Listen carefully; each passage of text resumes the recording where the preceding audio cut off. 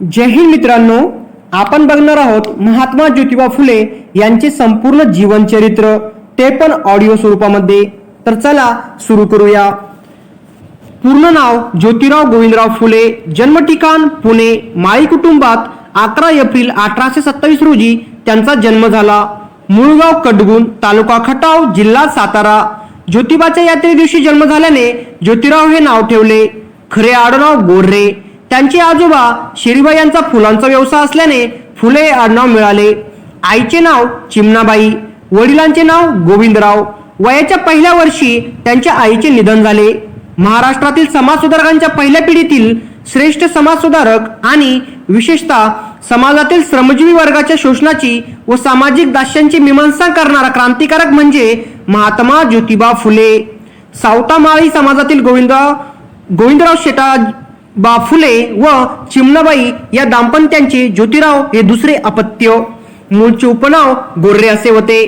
त्यांच्या आईचे निधन झाल्यानंतर त्यांच्या पालनपोषणाचा सर्व भार वडिलांवरच पडला। ज्योतिरावांना इंग्रजी शिक्षणाचा वेध लागला होता। त्यात अनेक अडचणी सुद्धा आल्या, तरी शालांत परीक्षा इतके इंग्रजी शिक्षण त्यांनी पुरे सुद्धा केले। इंग्रजीतील उच्च दर्जाचे शिक्षण समजण्याची पात्रता तसेच इंग्रजीत लेखन करण्याची क्षमताही त्यांनी प्राप्त केली। जगाचा, पश्चिम देशांचा व विशेषतः भारताचा प्राचीन व अर्वाचीन इतिहास त्यांनी इंग्रजीमधून वाचला व सखोलपणे त्यावर मनन सुद्धा केले। बौद्धिक क्षमताबरोबरच शरीर शिक्षणही त्यांनी घेतले। लहुजी बुवा मांग यांच्यापाशी ते दांडपट्टा शिकले व मल्लविद्या सुद्धा त्यांनी संपादन केली। शिक्षण पूर्ण केल्यानंतर 1840 मध्ये ज्योतिरावांचा विवाह सातारा जिल्ह्यातील शिरवळ पासून 5 किलोमीटरवर असलेल्या नायगाव येथील खंडोजी नेवसे पाटील यांच्या कन्या सावित्रीबाई हिच्याशी झाला। सावित्रीबाईंचे शिक्षण ज्योतिरावांनी नंतर पुढे पूर्ण केले। त्या स्वयंस्फूर्तीने ज्योतिरावांच्या समाज सुधारणेच्या व लोकशिक्षणाच्या कार्यात सहभागी झाल्या। शालेय शिक्षण चालू असताना ज्योतिरावांनी अनेक मित्र मिळवले। सदाशिव बल्लाळ गोवंडे, सखाराम यशवंत परांजपे, मोरोपंत विठ्ठल वाळवेकर हे त्यांचे मित्र। शेवटपर्यंत ज्योतिरावांना सामाजिक सुधारणेच्या चळवळीतही सहकारी म्हणून लाभले। अमेरिकन राज्यक्रांतीच्या इतिहासाची त्यांच्या मनावर खोल छाप पडली होती। द राईट्स ऑफ मॅन या थॉमस पेन यांच्या ग्रंथाची त्यांनी अनेक पारायणे केली। मानवी समतेचा व स्वातंत्र्याचा ध्येयवाद आत्मसात केला। त्यामुळे या तत्वांच्या आधारे ते भारतीय समाजाचे, विशेषतः हिंदू समाजाचे उत्कृष्ट चिंतन करू शकले। संस्कृत ग्रंथही त्यांनी वाचले। वेद, स्मृती, पुराणे यांच्यातील कथांचा अभ्यास केला। अश्वघोषाच्या नावावर असलेले वज्रसूशी हे उपनिषद त्यांनी फार आवडत असे। त्यात अनेक ब्राह्मण ऋषीमुनींचे कुळ हे ब्राह्मण नव्हते असे सांगितले आहे। त्यात जातीभेद हा खोटा आहे हे तत्व स्पष्ट रीतीने मांडलेले होते। कबीराच्या बीजक ग्रंथातील विप्रमती या प्रकाराच्या त्यांच्या विचारसरणीवर प्रभाव पडला। त्यांनी एका ठिकाणी स्वतःचा कबीर साधूच्या पंथाचा असा निर्देश केला आहे। अशा चिंतन मननाने त्यांची भारतीय समाजक्रांतीची विचारसरणी तयार झाली। ज्योतिरावांनी आपल्या विचारांचा एक सुबोध व सुंदर सूत्रबद्ध सारांश लिहिला आहे। विद्येविना मती गेली, मतीविना नीती गेली, नीतीविना गती गेली, गतीविना वित्त गेले, वित्तविना शूद्र कचले आणि इतके अनर्थ एका अविद्येने केले। त्यांनी हा निष्कर्ष शेतकऱ्यांचा आसूड मध्ये प्रारंभी सांगितला आहे। त्यांच्या सगळ्या सत्यशोधक चळवळीचा भावार्थ यात आला आहे। प्रचलित हिंदू धर्मसंस्था, त्यावर आधारलेली हिंदूची समाज रचना व ब्रिटिशांची शासन संस्था या सर्वांचा समुचित परिणाम म्हणजे शूद्र शेतकऱ्यांचे आणि दलितांचे सध्या दिसणारे अपार दैन्य होय। या दैन्य अवस्थेतून बाहेर पडण्याकरिता त्यांनी लोकशिक्षण हाच मुख्य उपाय होय असे मत मांडले। अज्ञानग्रस्त शूद्र, अतिशूद्र जसे ब्राह्मणवादी वरिष्ठ वर्गाच्या दास्यात खितपत पडले आहेत, त्याचप्रमाणे स्त्री जाती देखील पुरुष वर्गाच्या दास्यात युगानुयुगे सापडली आहे। हे लक्षात घेऊन ज्योतिरावांनी मुलींसाठी एक शाळा सुरू केली। 1848 मध्ये त्यांच्या पत्नी सावित्रीबाई यांनी याच शाळेत अध्यापनाचे कार्य सुरू केले। ब्राह्मण समाजासह सर्वच समाज स्त्री शिक्षणाच्या विरोधी होता। जातीभेदाची व पवित्र रूढींची बंधने अंधश्रद्धेने पाळीत होता, त्यास फार थोडे अपवाद होते. सुधारकांना स्वतःचे कुटुंब, स्वतःची जात जमात आणि एकंदरीत सर्व समाज विरोध करीत व वाळीत सुद्धा टाकीत असे. 1 जानेवारी 1848 रोजी त्यांनी पुण्याच्या बुधवार पेठेत भिडेवाड्यात मुलींची पहिली शाळा सुरू केली. यासाठी त्यांनी सदाशिव गोवंडे, सखाराम परांजपे, केशव भवाळकर यांचे सहकार्य त्यांनी मिळवले. यामागे अहमदनगरच्या मिस फरार या प्रसिद्ध मिशनरी बाईंनी चालवलेल्या मुलींच्या शाळेची प्रेरणा होती. पुढे ही शाळा बंद पडली. आर्थिक सहाय्याअभावी बंद पडलेली मुलींची शाळा त्यांनी गावंडे व वाळवेकर यांच्या मदतीने 3 जुलै 1851 रोजी परत सुरू केली. या मुलींच्या शाळेत पहिल्या दिवशी 8 मुलींनी प्रवेश घेतला. ही त्यांच्या बुधवार पेठेतील दुसरी शाळा होती. त्यांनी मुलींसाठी तिसरी शाळा 17 सप्टेंबर 1851 रोजी रास्ता पेठेत सुरू केली. त्यांनी मुलींसाठी चौथी शाळा वेताळ पेठेत 15 मार्च 1852 रोजी सुरू केली. तसेच त्यांनी पुण्यातील चिपळूणकरांच्या वाड्यात अस्पृश्यांसाठी शाळा सुरू केली. जाती बहिष्काराचे असहाय्य असे दडपण क्रियावंत सुधारकांना सोसावे लागले. जीवलग नातेवाईकांचा विरोध होत असे. परिणामी ज्योतिरावांचे वडील गोविंदराव यांनी मुलगा व सून यांना काय केले, घराबाहेर काढले. खुद्द माळी समाजाचे त्यांची नाना प्रकारे अवहेलना चालू केली. या सर्व प्रतिकूल परिस्थितीला धैर्याने तोंड देऊन ज्योतिराव व सावित्रीबाई यांची समाज सुधारण्याच्या क्षेत्रात आगेकूच सुरूच राहिली. नंतर रास्तपेठेत व वेताळपेठेत आणखी 2 शाळा काढल्या. अस्पृश्यांसाठी सुद्धा शाळा काढल्या. या त्यांच्या प्रयत्नांना तत्कालीन मोठमोठ्या विचारवंत समाजसुधारकांचा व राज्यकर्त्यांचाही पाठिंबा मिळत राहिला. 1852 मध्ये सरकारी विद्या खात्याकडून मेजर कॅन्डी यांच्या अध्यक्षतेखाली ज्योतिरावांच्या शिक्षण कार्याबद्दल त्यांचा जाहीर सत्कार सुद्धा करण्यात आला. त्यावेळेचे सर्वच भारतीय समाजसुधारक हे स्त्रियांची दास्यातून आणि दुःख स्थितीतून सोडवणूक करण्याकरता प्रयत्नशील झाले होते. हिंदूच्या उच्च जातींमध्ये विधवा विवाह निषिद्ध मानला होता. बालपणी आणि वारंवार उद्भवणाऱ्या प्राणघातक साथींच्या रोगांमुळे पतिनिधन होऊन तरुणपणीच वैधव्य आलेल्यांची संख्या मोठी होती. केशवपण केल्याशिवाय विधवा ही अपवित्र मानली जात होती. समाजाची व कुटुंबाची त्यांच्यावर करडी नजर असे. बाल व तरुण विधवांचा प्रश्न सोडवण्याकरिता पुनर्विवाहाची चळवळ सुधारकांनी सुरू केली. या चळवळीत ज्योतिरावांचा पूर्ण सक्रिय पाठिंबा होता.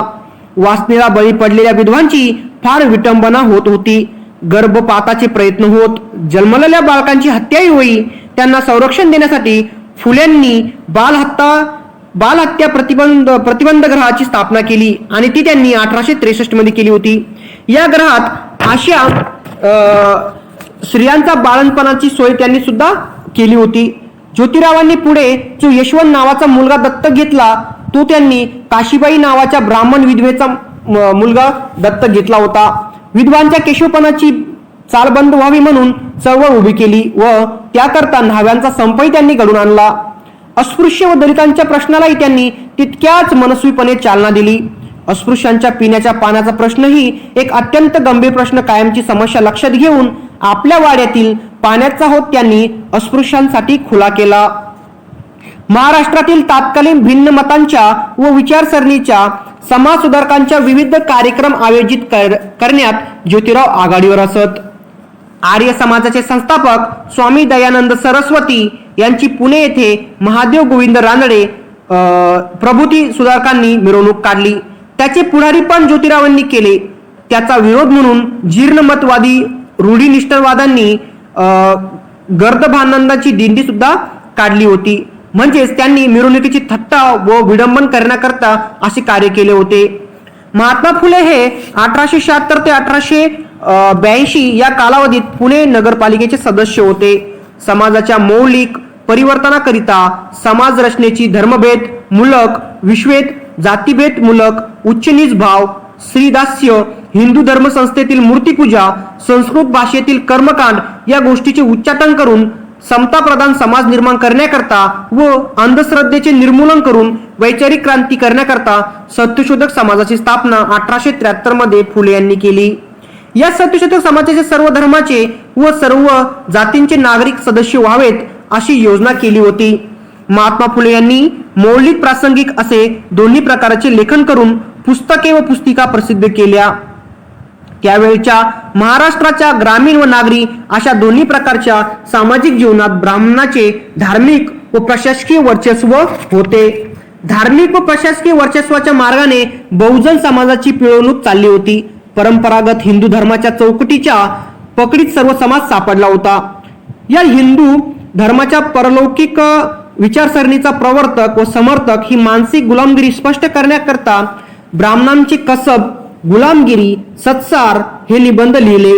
या निबंधामधून पुराणातील कथांचा ऐतिहासिक दृष्टीने उलगडा करण्याचा प्रयत्न केला. आर्य ब्राह्मण हे मूळचे इराणचे. त्यांनी भारत जिंकला व शूद्रातिशूद्र जमातींना जिंकून त्यांनी धार्मिक कर्मकांडाच्या जाळ्यात अडकून त्यांचे सामाजिक व आर्थिक शोषण सुद्धा केले व ते आतापर्यंत चालूच राहिले असा भावार्थ काढला. श्रमिक बहुजन समाजाच्या आर्थिक अवनतीचे उद्दिष्ट चित्र शेतकऱ्यांचा आसूड या विस्तृत निबंधामध्ये त्यांनी रेखाटले आहे. या निबंधामध्ये भारतीय ग्रामोद्योग किंवा कुटीर उद्योग ब्रिटिश साम्राज्याच्या साम्राज्यशाहीच्या आर्थिक धोरणाचे कसे ढासळले आहेत त्याचे हृदयविदारक वर्णन केलेले आहे. शेतीचा धंदा आधुनिक तंत्रज्ञानावर उभारून ग्रामीण उद्योगांना आधुनिक तंत्रविद्येचा आधार द्यावा अशी उपाययोजना फुले यांनी या निबंधात सुचवली आहे. 125 वर्षापूर्वी लिहिलेल्या हा विचार आजही ग्रामीण व्यवस्थेला बऱ्याच प्रमाणात लागू पडतो.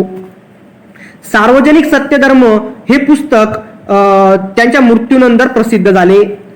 फुले यांनी आपल्या समग्र विचारांचे सार असलेल्या विश्वकुटुंबवादाची सुसंगत मांडणी केली आहे. हा निबंध लिहित असताना त्यांना पक्षघात झाला होता. अशा विकलांग अवस्थेत त्यांनी हा निबंध लिहून पुरा केला. त्यात स्वातंत्र्य, समता व बंधुभाव या मूलभूत मानाच्या किंवा मानवी मूल्याच्या आधारावर समाज रचना कशी असावी हे सांगितलेले आहे. ज्या तत्वांच्या आधारावर अमेरिकन राज्यक्रांती व फ्रेंच राज्यक्रांती संदर्भात त्याची जी तत्वे असतील ती या संदर्भात मांडलेली आहेत. यात सांगितलेला सत्यधर्म हा युटोपियच होय. जगातल्या मोठमोठ्या सामाजिक व राजकीय क्रांत्या युटोपियन ध्येयवादीने प्रेरित झालेल्या दिसतात. फुले म्हणतात, स्त्री अथवा पुरुष जे एकंदर सर्व गावच्या, प्रांताच्या, देशाच्या व खंडाच्या संबंधाने अथवा कोणत्याही धर्मातील मताच्या बंधनाने कोणत्याच प्रकारची आवड निवड न करणारे या सर्व स्त्री पुरुषांनी या भूगोलावर आपले कुटुंब समजून एकमताने आणि एकजूटपणीने एकमेकांशी सत्य वर्तन करून वागावे. इतकेच काय, एकाच घरात बौद्ध धर्मी बायको, त्याचबरोबर ख्रिस्ती धर्म नवरा, इस्लाम धर्मी कन्या व सार्वजनिक सत्यधर्मी पुत्र यांनी प्रेमाने नांदायला लावीत तोच खरा धर्म. यात धार्मिक समता सूचित केली आहे व सर्वधर्मी समभाव स्वच्छ रीतीने मांडलेला आहे. महात्मा फुले यांनी अखंडिता काव्यरचना केली आहे आणि काही काव्यरचना सार्वजनिक सत्यधर्म पुस्तकामध्येही अखेरीत घातली आहे. यात निर्मात्याने केलेल्या विश्वरचनेबद्दल जिव्हाळा प्रकट झाला आहे. उदरनिर्वाहासाठी ज्योतिरावांचा बांधकाम कंत्राटदाराचा व्यवसाय होता. त्यामुळे त्यांनी गरिबी कामगार मजुरांच्या जीवनाचा जवळून अभ्यास केलेला होता. मजुरांची व शिक्षणाशिवाय शेतकऱ्यांची स्थिती सुधारणार नाही असा इशारा त्यांनी दिला. इंग्रजांचे राज्य गेले तर पुन्हा पेशवाई येईल आणि त्यांना धास्ती वाटत होती. त्यामुळे 1857 स्वातंत्र्य समर फसले याचा त्यांना आनंद वाटला.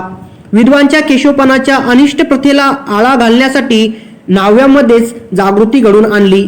तळेगाव, ढमढेरे येथे न्हाव्यांचा संप सुद्धा त्यांनी घडून आणला. रायगड येथील शिवाजी महाराजांच्या समाधीची व्यवस्था सरकारने स्वतःकडे घ्यावी यासाठी त्यांनी ब्रिटिश सरकारकडे निवेदन दिले.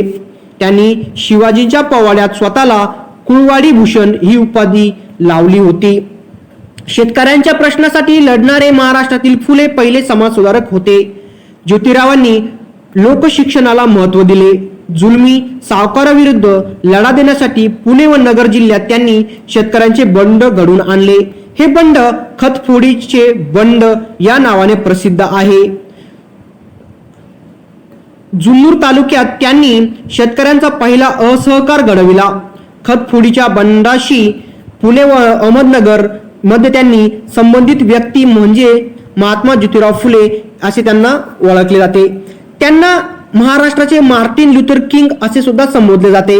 महात्मा फुले लोकहितवादी व विष्णुबुवा ब्रह्मचारी यांचे समकालीन होते. विष्णुशास्त्री चिपळूणकर हे ज्योतिरावांचे समकालीन टीकाकार होते. त्यांनी फुल्यांना शूद्र जगद्गुरू, शूद्र धर्मसंस्थापक अशा पदव्या दिल्या. संस्कृत भाषेतील ग्रंथ निर्मिती सरकारतर्फे मिळणाऱ्या दक्षिणा प्राईज कमिटीचा पुरस्कार मराठी साहित्याला मिळावा यासाठी त्यांनी पुढाकार घेतला. महात्मा फुलेंच्या प्रेरणेने महाराष्ट्रात 3 चळवळी सुरू झाल्या. पहिली दलितोत्तर चळवळ शिवराम कांबळे व गणपतराव फलगाकर यांनी सुरू केलेल्या वसा डॉक्टर आंबेडकरांनी घेतला.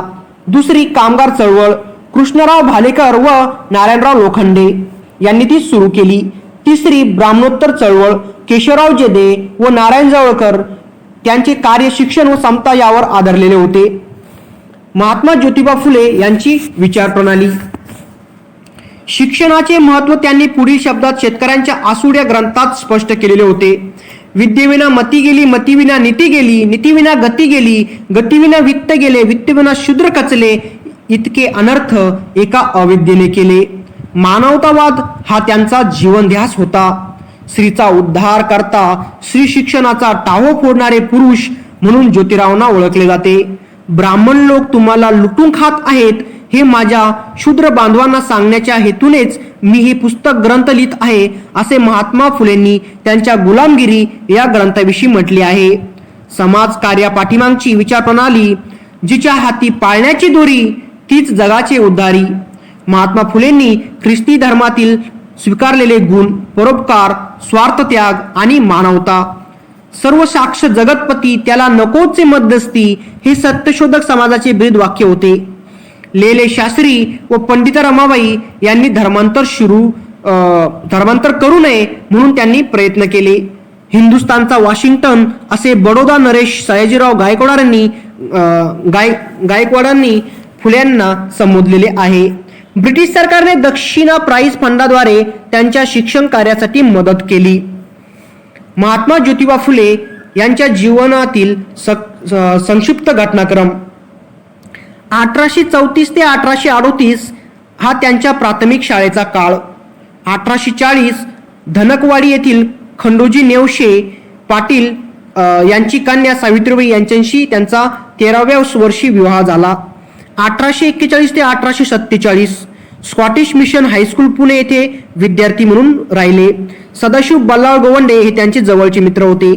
1847 लहुजी बुवा मांग यांच्याकडून नेमबाजी व दांडपट्टा चालवण्याचे त्यांनी शिक्षण घेतले. 9व्या वर्षी वैधव्य प्राप्त झालेल्या गुरुकन्येला विद्रूप केल्याचे पाहून त्यांच्या मनावर आघात झाला.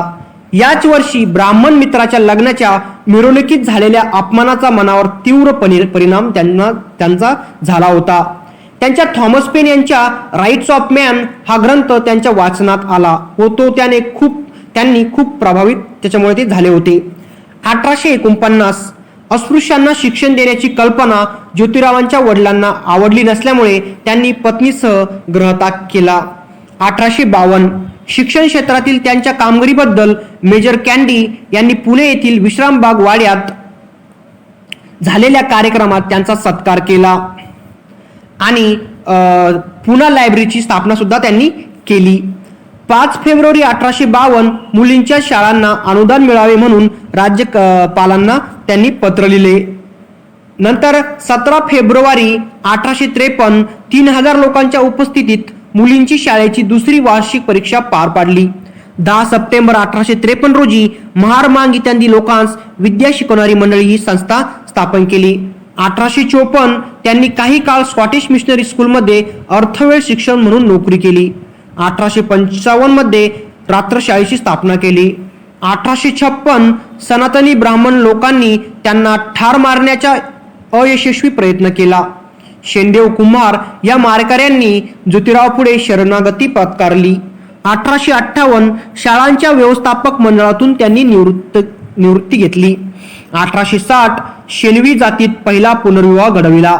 1863 बालहत्या प्रतिबंधक ग्रह सुरू केले. स्वतःला मूल नाही म्हणून त्यांनी स्वतः दुसरे लग्न केले नाही. काशीबाई या ब्राह्मण विधवेच्या यशवंत या मुलास दत्तक घेतले, त्यास त्यांनी डॉक्टर बनविले.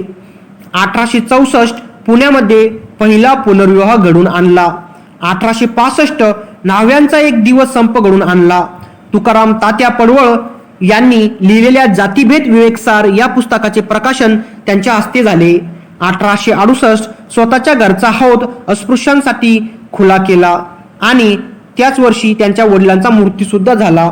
1869 जूनमध्ये विद्याशाखेतील ब्राह्मण पंतोजीचे प्रकाशन त्यांनी केले. 1872 मध्ये चिरंजीव परशुराम म्हणजेच आदिनारायण अवतार ही नोटीस त्यांनी लिहिली. नंतर 24 सप्टेंबर 1873 शूद्रांना साक्षर करण्यासाठी व ब्राह्मणांच्या पिळवणुकीपासून सोडवण्यासाठी त्यांनी पुण्यात सत्यशोधक समाजाची स्थापना केली. सत्यशोधक समाजाविषयीचे आपले विचार त्यांनी सार्वजनिक सत्यधर्म व गुलामगिरी या पुस्तकात मांडले आहे. 25 डिसेंबर 1873 सीताराम आल्हाट आणि राधाबाई निंबकर यांचा सत्यशोधक समाजाच्या पद्धतीने पहिला विवाह लावला. तसेच अस्पृश्यता निवारण्यासाठी त्यांनी जाहीरनामा सुद्धा प्रसिद्ध केला. 5 सप्टेंबर 1875 पुण्यात दयानंद सरस्वतीची मिरवणूक निघाली असता त्यात त्यांनी सहभाग घेतला. 24 सप्टेंबर 1876 सत्यशोधक समाजाच्या 3ऱ्या वार्षिक समारंभाची हकीकतचे प्रकाशन केले. सत्यशोधक समाजाचे 316 सदस्य. 2 जून 1876 सत्यशोधक समाजाच्या मंगलाष्टक म्हणजेच पूजाविधीचे त्यांनी प्रकाशन केले. 1876 ते 1882 पुणे नगरपालिकेचे सभासद पुण्यात मार्केटची इमारत बांधण्यास व लॉर्ड रिपनला मानपत्र देण्यास त्यांनी विरोध करून त्यावर होणारा खर्च शिक्षणासाठी करावा अशी सूचना केली. मॅकॉलच्या शिक्षण पद्धतीस त्यांनी विरोध केला. 1877 धनकवाडी येथे दुष्काळ पीडितांसाठी दुष्काळ पीडित जे विद्यार्थी होते त्यांसाठी एक कॅम्प उभारला. दुष्काळ परिस्थितीमध्ये ब्रिटिश सरकारने पुरेशी मदत न केल्यामुळे त्यांनी सरकारला धारेवर धरले. 20 मार्च 1877 सत्यशोधक समाजाला अहवाल प्रकाशित केला. 24 मे 1877 दुष्काळविषयक विनंती पत्र प्रकाशित केले. याच वर्षी ज्योतिरावांच्या प्रेरणेने दिनबंधू साप्ताहिक सुरू झाले. दलित व पतितांच्या दुःखांना वाचा फोडण्यासाठी सुरू झालेल्या या साप्ताहिकाचे संपादन कृष्णराव भालेकर यांनी केले. 1880 मध्ये पुणे येथे भारतातील पहिली मजूर संघटना म्हणजेच मिल हँड असोसिएशनची त्यांनी स्थापना केली. यासाठी नरे व लोखंडे यांचे सहकार्य त्यांना लाभले. दिनबंधूंचे व्यवस्थापन एम लोखंडे यांच्याकडे होते. 1882 मध्ये हंटर कमिशन समोर 12 वर्षाखालील मुलामुलींना प्राथमिक शिक्षण मोफत व सक्तीचे करावे हे विचार त्यांनी मांडले. टिळक व आगरकर यांची तुरुंगातून सुटका झाल्यावर त्यांचा मुंबईत जाहीर सत्कार केला. 4 डिसेंबर 1883 मध्ये बहिरामजी मलबरी यांच्या बालविवाह व लादलेले वैधव्य या टिप्पणाविषयी आपला अभिप्राय त्यांनी लिहिला होता. 11 जून 1885 मध्ये मराठी ग्रंथकार सभेस पत्र लिहून साहित्यिक संमेलनास उपस्थित राहण्यास नकार कळविला. 13 जून 1885 सत्सार 1 चे त्यांनी प्रकाशन केले म्हणजेच द इन्सेस ऑफ ट्रूथ चे त्यांनी प्रकाशन केले. 1 ऑक्टोबर 1885 मध्ये सत्सार 2 चे प्रकाशन केले. ब्राह्मसमाज व प्रार्थना समाजाबाबतचे विवेचन त्यांनी सत्सार मध्ये केले आहे. 1886 मध्ये ग्रामजोशांसंबंधी जाहीर खबर त्यांनी केली. 29 मार्च 1886 मध्ये ग्रामजोशांच्या हक्कासंबंधी ज्युनियर कोर्टाचा निर्णय, त्याविरुद्ध वरच्या कोर्टात अपील. सत्यशोधक समाजातर्फे त्यांनी नवा पुरोहित वर्ग निर्माण केला व त्या पद्धतीने ओतूर या गावी पहिले लग्न लावून दिले. या लग्नाचे दक्षिणा बुडाल्यामुळे तेथील ब्राह्मण भिक्षुक कोर्टात गेले. न्यायमूर्ती महादेव गोविंद रानडे यांच्यासमोर हा खटला चालला. त्यांनी निकाल भिक्षुकांच्या बाजूने दिला. शेवटी वरच्या कोर्टात महात्मा फुलेंनी हा दावा जिंकला. 10 जुलै 1887 मृत्यूपत्र तयार केले. 25 जुलै 1887 मृत्यूपत्राची रीतसर नोंदणी केली.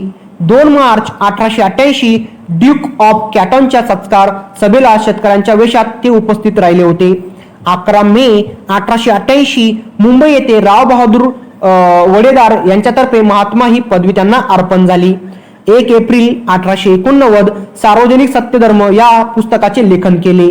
हा ग्रंथ लिहिताना पक्षघाताने उजवा हात निकामी झाल्याने त्यांनी तो डाव्या हाताने लिहिला. हा ग्रंथ त्यांच्या मृत्यूनंतर म्हणजेच 1891 साली प्रसिद्ध झाला आणि शेवटी 28 नोव्हेंबर 1890 रोजी त्यांनी देहत्याग केले, म्हणजेच त्यांचा मृत्यू झाला.